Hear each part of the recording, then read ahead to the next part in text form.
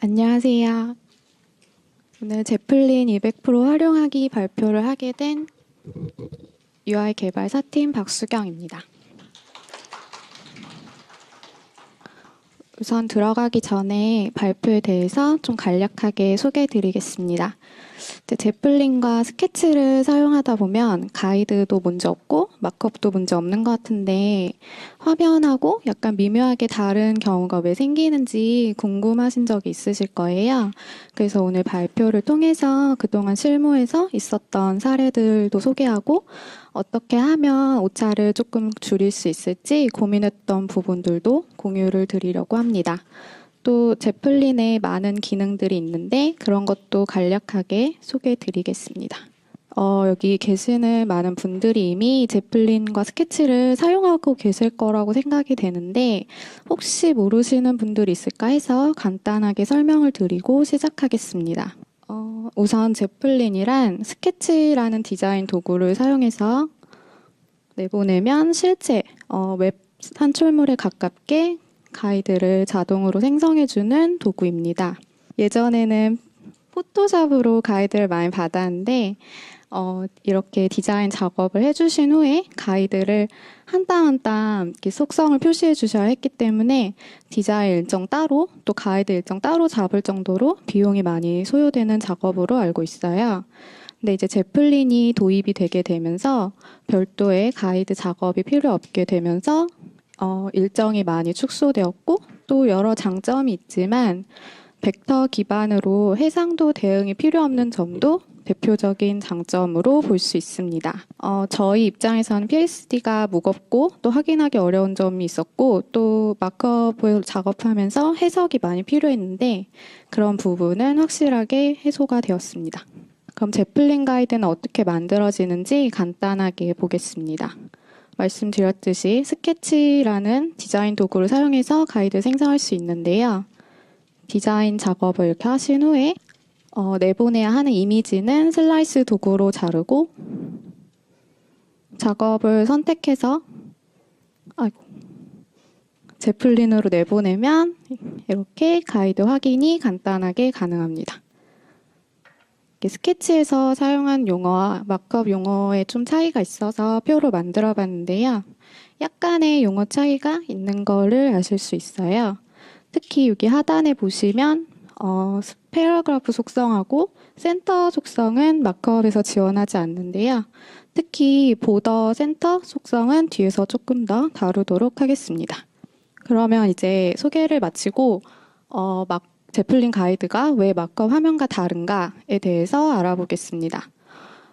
분명히 가이드에도 문제가 없고 마크업에도 문제가 없는데 미세하게 다른 경우 어디서 그런 오차가 나타나는지 이제 알아볼 건데요. 제플린 가이드를 보시면 이렇게 코드화해서 가이드를 표시해 주는데 이 그대로 사용하는 것이 아니라 마크업 작업이 들어가면 저 부분을 활용해서 해석을 페이지에 표시하기 위해서 여러 가지 마크업적인 해석을 추가하게 됩니다. 그 중에서도 저희가 특히 해석이 어렵거나 오차가 발생할 수 있는 부분은 어떤 부분이 있었는지 알아보겠습니다. 우선 첫 번째로 아마 텍스트 관련해서 가장 많은 차이를 보실 거예요. 그런데 우선 이렇게 텍스트 영역이 가이드상에서 좁거나 넓게 나타나면 저 입장에서는 맞는 간격을 파악하기가 어렵습니다. 왼쪽 같은 경우는 가이드나 스케치 자체에서는 잘리지 않고 정상적으로 노출되지만 마크업 적용 시에는 저 값을 그대로 적용하면 텍스트가 잘려 보이기 때문에 이 값을 그대로 사용할 수 없어서 대조해 보면서 작업을 하거나 아니면 임의의 값을 넣어서 작업을 하게 됩니다.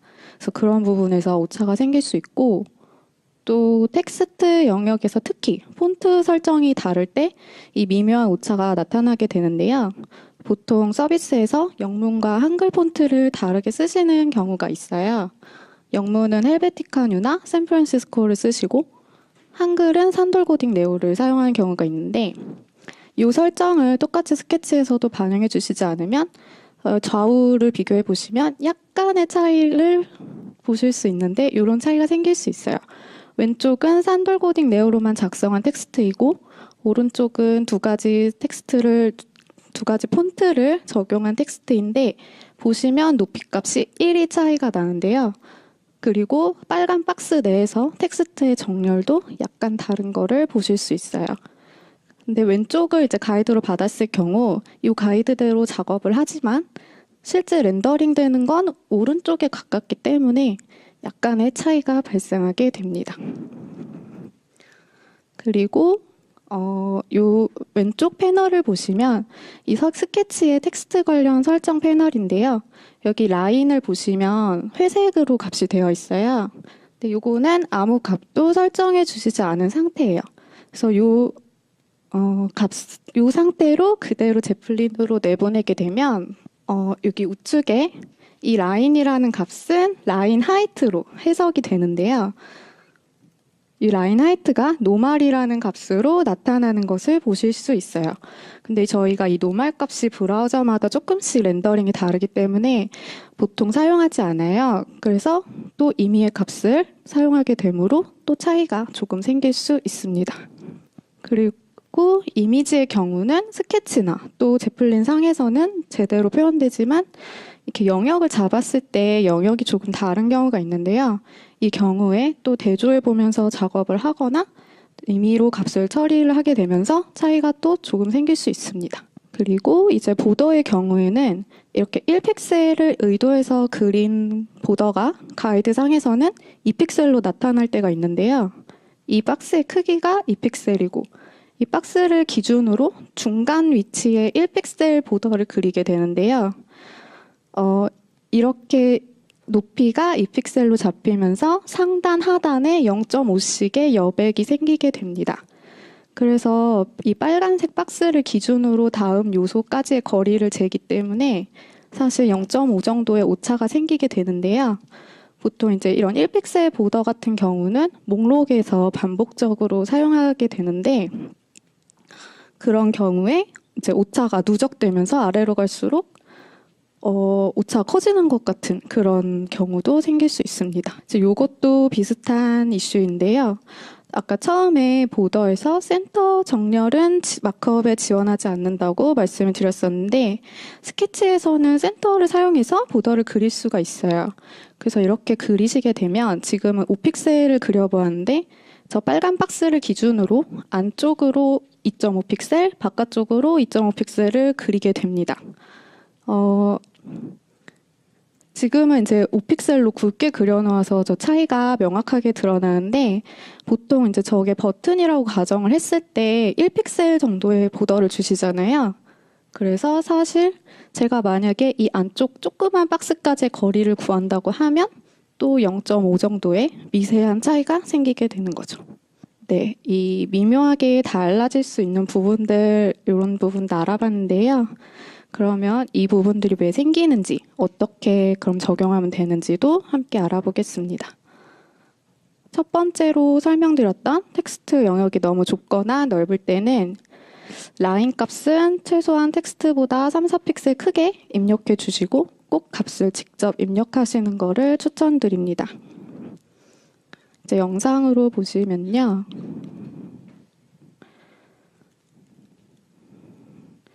지금 저 박스가 텍스트보다 작게 잡혀 있는 걸 보실 수 있어요.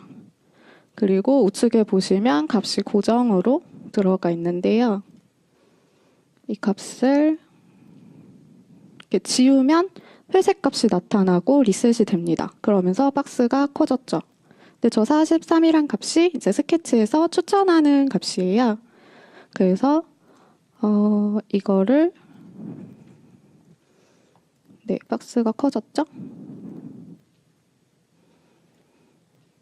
그래서 이 값을 그대로 43 이렇게 입력하셔도 되고 아니면 폰트 사이즈를 기준으로 아까 3, 4픽셀 정도 크게 입력해 달라고 말씀을 드렸는데요. 기준으로 네, 맞는 값을 입력해 주시면 딸리지 않게 안전한 박스를 가지실 수 있습니다.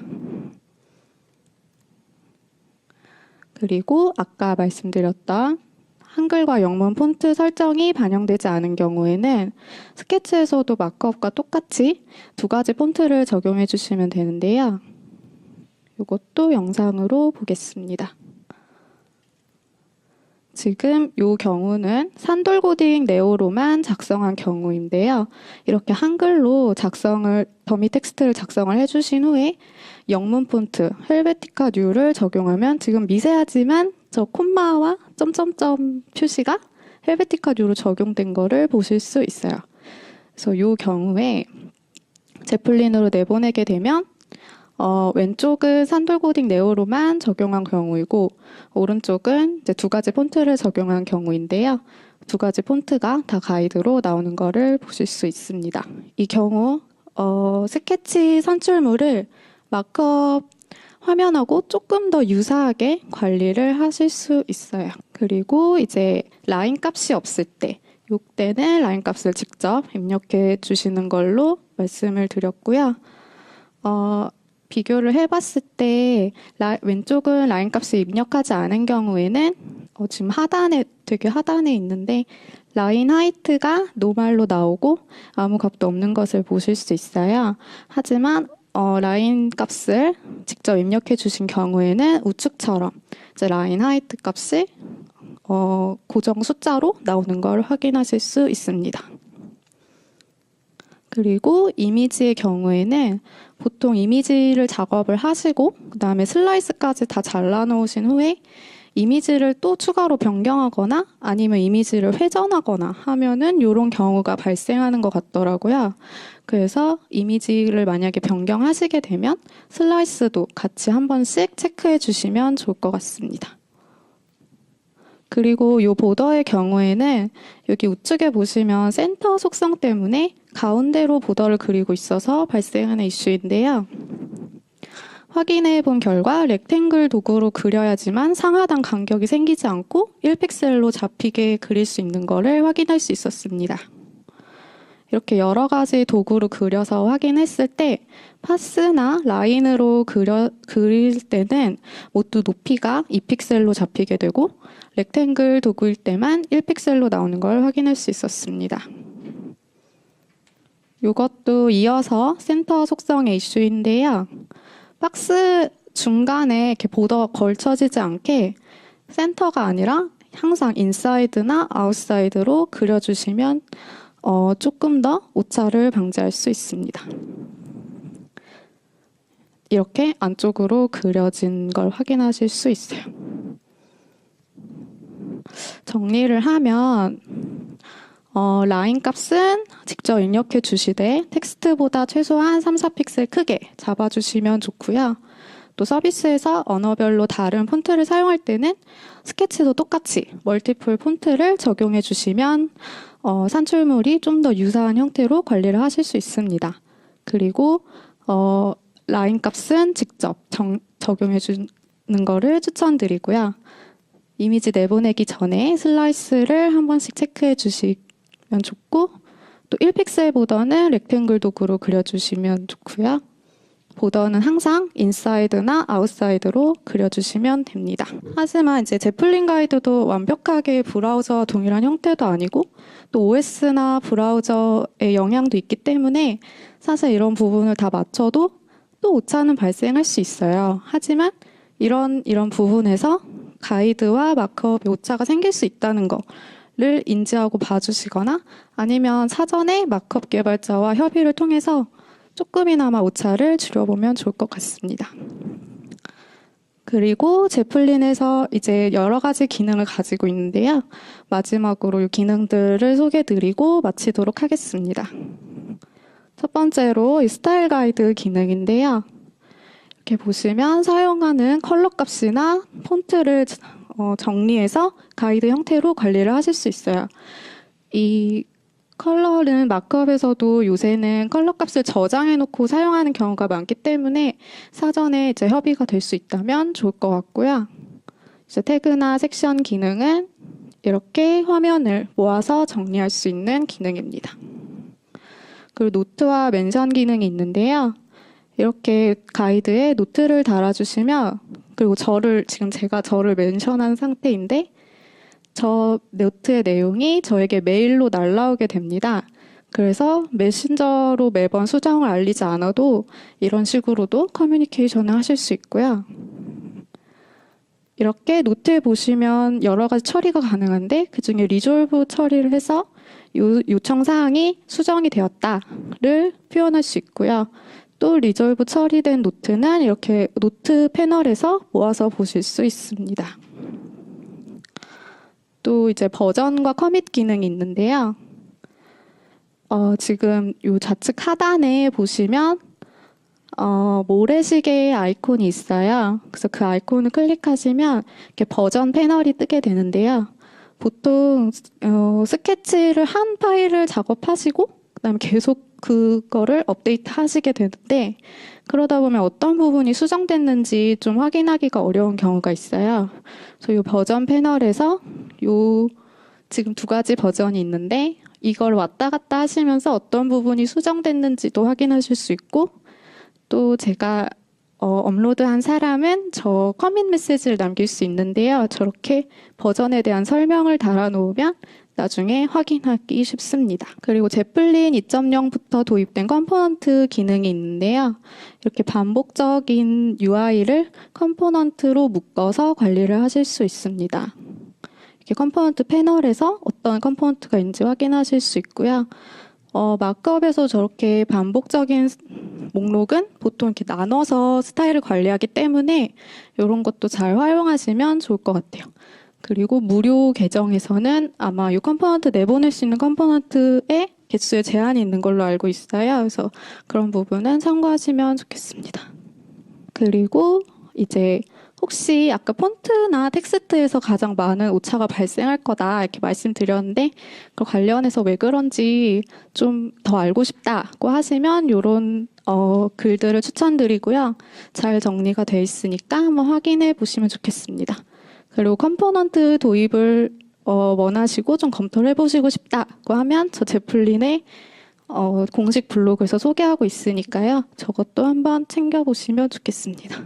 네, 이게 제플린도 결국에는 커뮤니케이션 툴이기 때문에 디자이너 분들도 그리고 마크업 개발자도 잘 사용하는 게 중요하다고 생각을 해서요. 그런 부분을 잘 협의하면서 찾아가는데 오늘 강의가 좀 도움이 되었으면 좋겠습니다. 네, 감사합니다.